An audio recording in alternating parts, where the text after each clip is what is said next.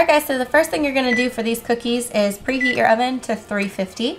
In your bowl you're going to put 2.5 cups of all-purpose flour. That's half a cup of sugar. Then you're going to do 2 teaspoons of baking powder.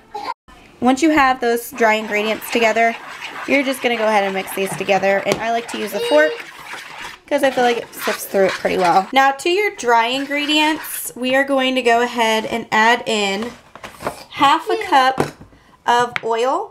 And I'm just going to use vegetable oil. And then to that, you're going to add in almond extract. I'm just using imitation almond extract. You can use the real stuff if you want. But just do 2 teaspoons of that. Finally, to the bowl, you're going to add in just 3 eggs. I'm just going to mix your wet ingredients into your dry ingredients.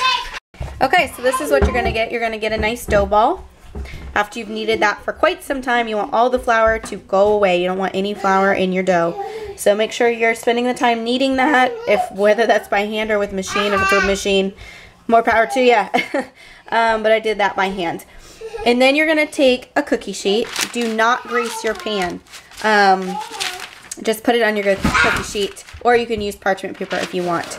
And what you're going to do is I'm just going to make little balls kind of and pat them down a little bit and put them on my cookie sheet. You're going to cook these for about 10 to 12 minutes. Do not brown these. Okay guys, and this is what they're going to look like. All you're going to do is roll them up, and then I kind of just mush mine down so they're kind of flat, because whatever shape you put them in, the shape and the size, that's how they're going to stay. They're just going to go from this doughy yellow color to this really nice white color. And you'll tell from like the texture that it's kind of like a rougher top. I don't know, it's not as smooth or soft, I guess. But just pull those to the side, let these ones cool, and then work on your next batch. We're going to work on the frosting. Once the cookies are done, you're going to just need some unsalted butter.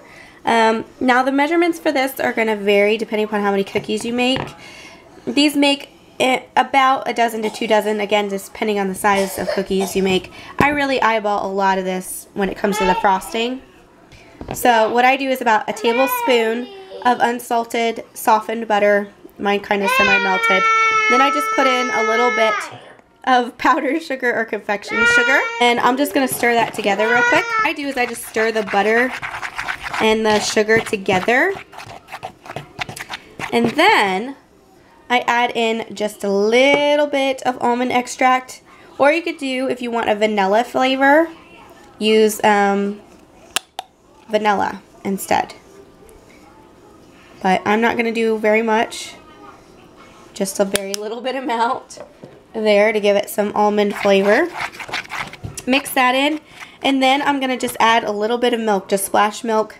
Keep stirring until I get the consistency that I want. Okay, and there you have it. It's a frosting consistency. You don't need very much milk, so be very, very careful with that. If you put too much milk in, just add more confection sugar to just thicken it up again. But that's it. I'll go ahead and show you what the cookies look like once they're all frosted up. Alright guys, and then we just used sugar crystals, or whatever you want to call those, and then some small sprinkles to decorate the top of this.